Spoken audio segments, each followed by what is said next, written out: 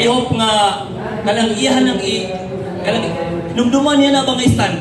O hinumduman niya. Karon ato yung sayron ang pinakamaayo nga magdiitan nga lay evangelist sa Roman Catholic nga ang iyang pagpamatuon, no? Ang iyang pagpamatuon 50-50. Kasi 50-50. 50 sa Biblia, 50 sa referensya. So katinga-tinga na. O klaro ba sa Biblia, ang ingon sa Biblia nga kailangan dili kuwaan o dili dumagan. Problema lang kay na may pa-promo. So na gipagapin. So na ay ebidensya. So atong tanawon karon kung mubarog pagyud ang tinuod nga gitukod ni Kristo.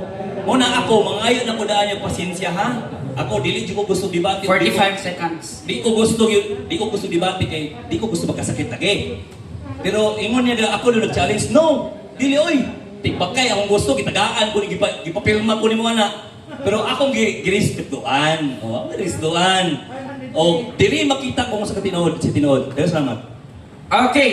Daghang kayong salamat Sir Jerwin Rosales sa imong introductory speech.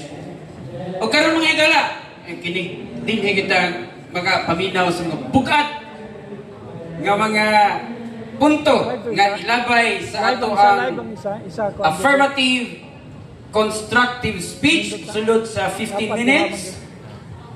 O kining affirmative constructive speech ihatag kanato ni Sir RJ Senos. Sir RJ, ang panahon imo na. Dahil salamat, Mr. Moderator. Kung nagkatawag ko sa atong higala, nagikan sa Seventh-day Adventist, i-challenge ko talaga ko sa ganina, may objekay. Hindi siya mudawat yung may objection.